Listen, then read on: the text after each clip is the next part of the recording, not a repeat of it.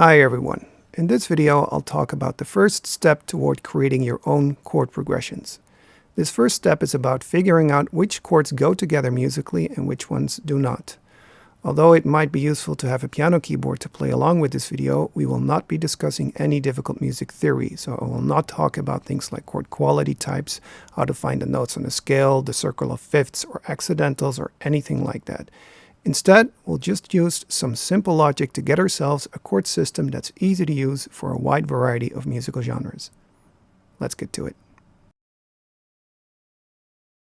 We'll start with the most basic chord possible, in C. It consists of these three notes called a triad, a third and a fifth above the so-called root note.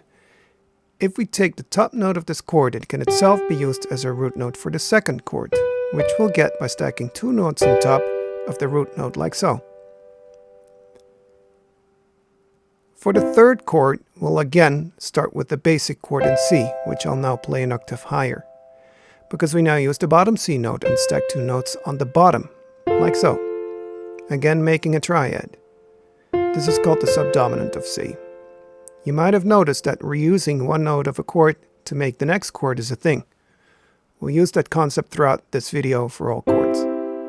So the next technique reuses the top and bottom notes of the chord, only lowering the middle note by one semitone like so. This gives the sad version of the chord. We call it a minor triad.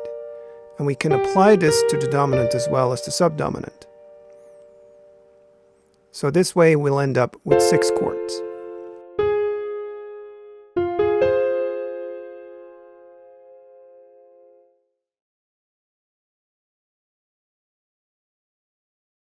So as you can tell, the logic here is to reuse one or two notes from one chord to get ourselves the next chord.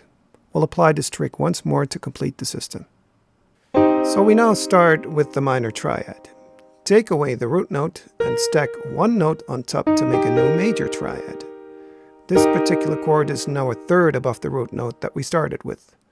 We can again reapply this trick for the dominant and subdominant. So for this chord, we'll take the G away and stack an F on top. Applying the same technique to the subdominant chord, we take the F away and we stack an E flat on top.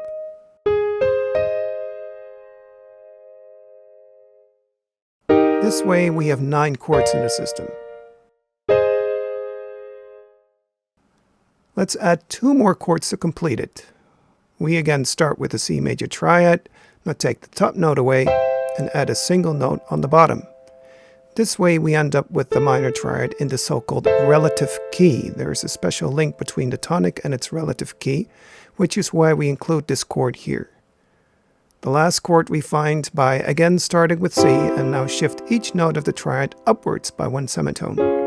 This chord may sound strange relative to the others we discussed, but it finds its way in many modern chord progressions, also in songs made by famous musicians.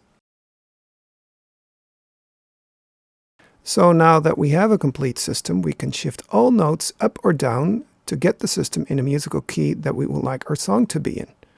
This is called transposition, and this is a very easy thing to do within modern audio software.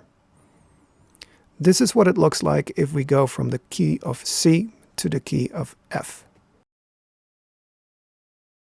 So now we have all the chords, we have them in the right key. The only thing that's left really is to put them into a sequence.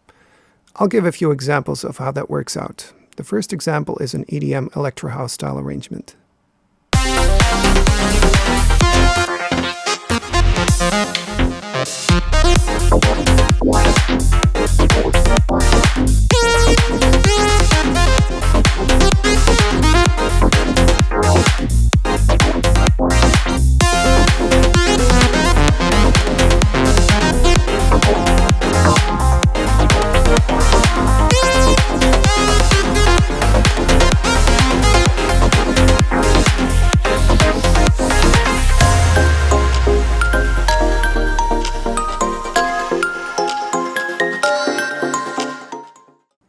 So this next example is a rock music arrangement that I made.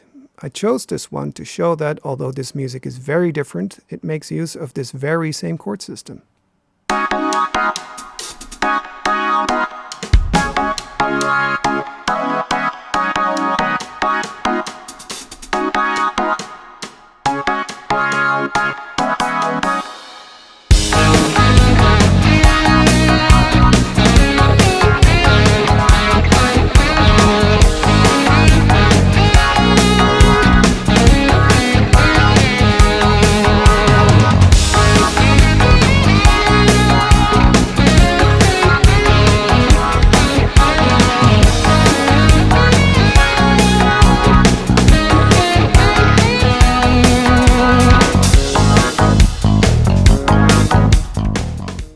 Obviously, these examples showed some steps that I didn't mention in this video yet, like chord inversions, using the notes melodically, or adding notes to the triads.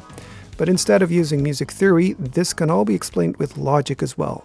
But I'll leave that for a next video. If you have any questions, hit me up in the comments, and I'll see you guys next time. Take care.